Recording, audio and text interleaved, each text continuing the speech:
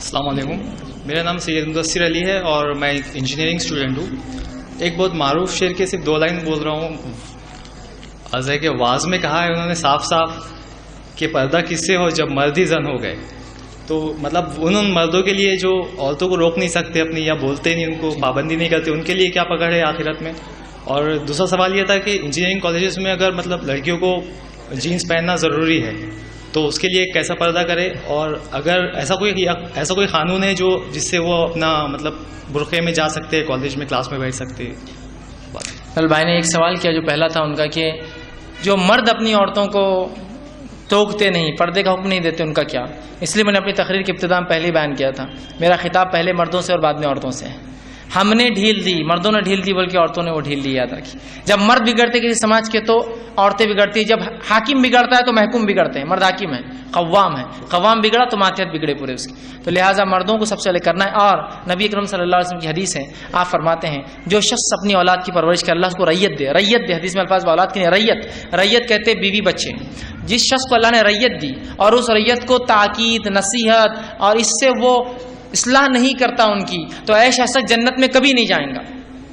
تو بیوی بچے آپ کی ریت ہے، اگر آپ بیوی کو تاکید نہیں کرتے پردے کی، بچیوں آپ کی نہیں کرتے تو جنت میں نہیں جائیں گا ایسا شخص۔ تو بہت بڑی تاکید ہے مردوں کو، یاد رکھیے کہ اپنے گھر میں اپنی ریت کو جو ریت کہتے ہیں ماتحت لوگوں کو، بیوی بچے اور بھی دوسرے لوگ، تو گھر کا بڑا ذمہ دار مرد، اس کا ذمہ ہے اپنی بچیوں کو دیکھے، کنٹرول رکھے، برقع پہنائے، کیسا پہنتی، کیسی چال ڈالے، کیسی بات چیت ہے اس پہ غور کرے، ان کو ادب اور اخلاق کے دائرے میں رکھے اور یہ تمام چیزیں سکھائے۔ نہ کریں گا تو اس حدیث کے مطابق جو ابن ماجہ کی وہ جہنمی ہوں گا، ٹھیک، اور حدیث میں ہے کہ جنت نہیں جائیں گا اور جہنم میں رہیں گا، ٹھیک۔ دوسرا بھائی کا سوال تھا کہ انجینئرنگ کالج میں جہاں لڑکیوں کو صرف جینس پینٹ ہوتی ہے اس معاملے میں کیا کرے، وہ خود انجینئرنگ اسٹوڈنٹ ہے۔ تو دیکھیے میں یہ کہوں گا اگر انجینئرنگ کالج میں مسلم لڑکیاں ہیں تو وہ سب سے پہلے تو اپنے مینجمنٹ سے اپیل کرے، اس چیز کے لیے سب مل کر اپیل کریں کہ ہم جو ہے کم از کم وہ جینس اور برقع تو ناممکن ہے، کم از کم اس سے ہٹ کر وہ شلوار قمیص کی حد تک تو آ جائیں، ٹھیک۔ اپیل کریے مینجمنٹ، اور اپیل کرنے میں کوئی حرج نہیں، احساس کمتری سے نکل کے تھوڑا سا اپیل کیجیے کہ ہم چاہتے ہیں کہ ہم کو اس کی اجازت دی جائے۔ لیکن میں یہ بھی جانتا ہوں خود مسلم لڑکیاں اس کے آڑے آئیں گی بہت سی، دو چار ہوں گی کرنا چاہتی، باقی سب ایسا ہی معاملہ ہے کہ تو لوگ سمجھتے تعلیم بولے تو برقع اتارنا اسی کو تعلیم ہے، برقع اتارنی مطلب بہت اعلیٰ تعلیم ہے، برقعے میں مطلب بی اے کر رہے ہو چھوٹی موٹی تعلیم میں تم، یہ معاملہ ہے لوگوں کا، خود اس کے آڑ آئیں گے۔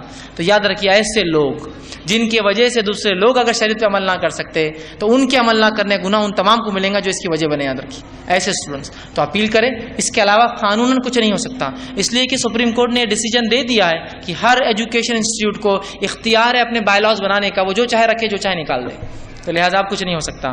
تو میں اپیل کروں گا مسلم انسٹیٹیوشن سے کہ ایسے لاز بنائے وہ کہ کم از کم مسلم بچوں کے لیے پردے کا انتظام رکھے، لیکن افسوس انہوں نے بھی ویسے لا بنایا کہ پردوں کا انتظام ختم کر دیا۔ افسوس حکومت نے، سپریم کورٹ نے ڈیسیجن دے دیا ہے ہر انسٹیٹیوشن کو حق اپنے لا بنانے کا، لیکن مسلم انسٹیٹیوشن افسوس ایسے لا نہیں، وہاں بھی بولتے داڑھی کاٹو، وہاں بھی بولتے یہ کرو۔ ان کا تو کام ہے کم از کم جو آپ کو اختیار دیا گورنمنٹ نے اس اختیار کو استعمال کرے اور اس رائٹ کو استعمال کر کے مسلم طلباء کو داڑھی اور جو ہے ان کو مکمل ڈریس کی بہرحال جو ہے وہ اجازت دے، ورنہ آپ کچھ اس کے خلاف قانونی نہیں کر سکتے، سوائے اس کے کہ ان سے گزارشات آپ کریں۔